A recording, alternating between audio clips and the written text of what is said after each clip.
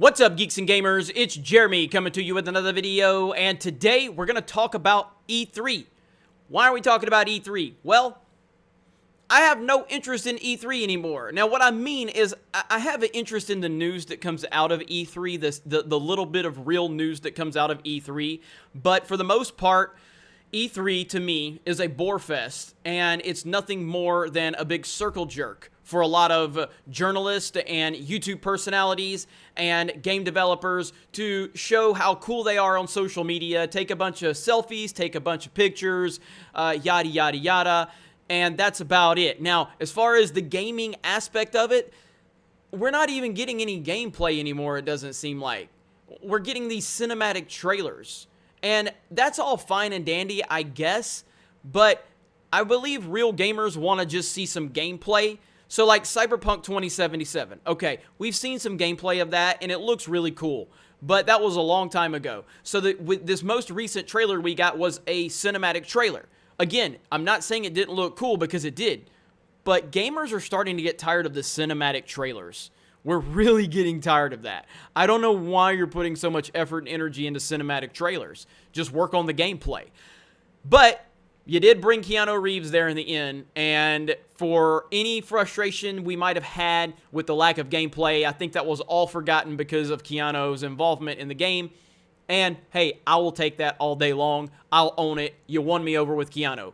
But I wanted to do a trailer reaction to that, and there was nothing to react to. There's absolutely nothing to react to. It's a cinematic trailer. Whoop-de-doo, who cares? Same with Halo Infinite. Now, I'm going to get Halo Infinite because I'm a Halo fan. And I have full faith that it's at least going to be enjoyable. I've enjoyed all the Halo games, outside of Halo Wars, which I never played because that's not my cup of tea. But I've enjoyed all the Halo games. And I'm very confident that I'm going to love this game. But all we got was a cinematic trailer once again. I remember when E3 was about the games and showing the gameplay and talking about the gameplay and getting more interactive with the fans. I remember when these announcements carried weight and it meant something and we were anticipating it. And to me, when Nintendo decided they weren't going to do the presentations anymore on the stage and everything like that, that's when, to me, it finally started falling apart. And I was like, man, what direction are we moving in? And now it's so overly produced and overly commercialized to the point where I don't even want to watch this stuff live anymore. It's not interesting to me. And so many of these developers really don't understand what the fans are looking for. And it kind of goes back to the best thing we've seen in recent years. And I know this isn't E3, but it was with the whole Diablo nonsense. Don't you guys have phones? That's the best moment ever. And it's not because they knew what the gamers wanted. It's because they were so out of touch with what gamers were looking for. And now with the involvement of so many mobile games. Again, do you guys understand? I have nothing against people that play mobile games. I have nothing against it. And I'm not trying to discredit people that play mobile games. I have all the respect in the world for you. But let's make one thing clear. Mobile games are not for gamers. There's a big difference, and you either understand that or you don't. It doesn't mean that if you play mobile games, you're not a gamer.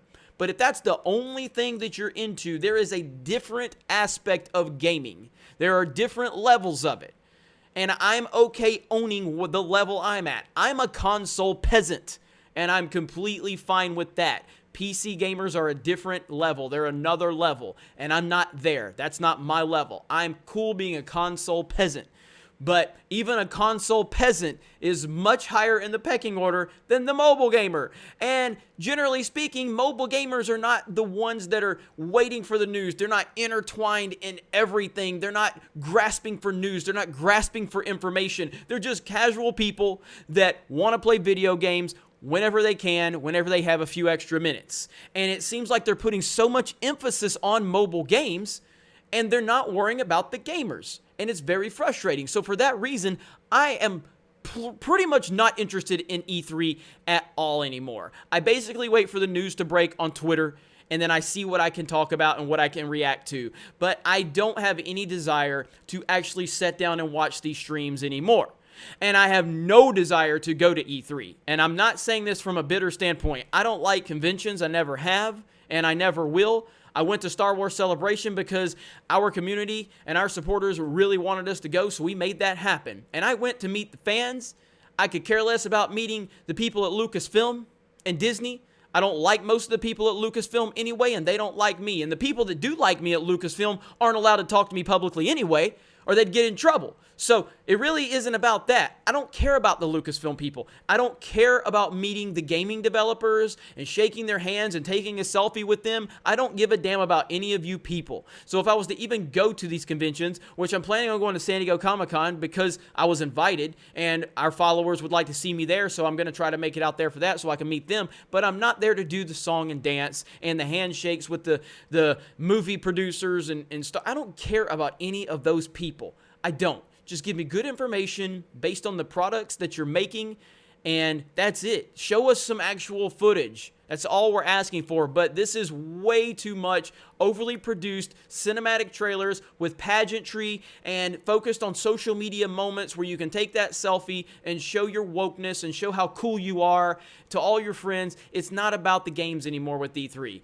and I have no interest in this whatsoever. I don't know what's going to happen with E3 moving forward. I don't know. I'm sure that their visitation numbers are absolutely phenomenal, but you're losing the core of what made it great, in my opinion. If I'm wrong, if you think I'm wrong, if you disagree with me, feel free to drop your perspective in the comments below. As someone that's never been to E3 and has no interest in going to E3, I am viewing this from an outsider's perspective that's watching it and seeing that it doesn't feel like it is all about the games anymore. It's about the presentation. It's about the spectacle. And it used to be about the games. And it's no longer about that from my perspective. But if you have been there and you want to challenge me on that and educate me a little more from the ground level, I would love to hear more thoughts on that. But the majority of people are seeing it from my perspective. And if there is more stuff going on there that is actual gameplay related and gamer targeted, then they need to start showing us that.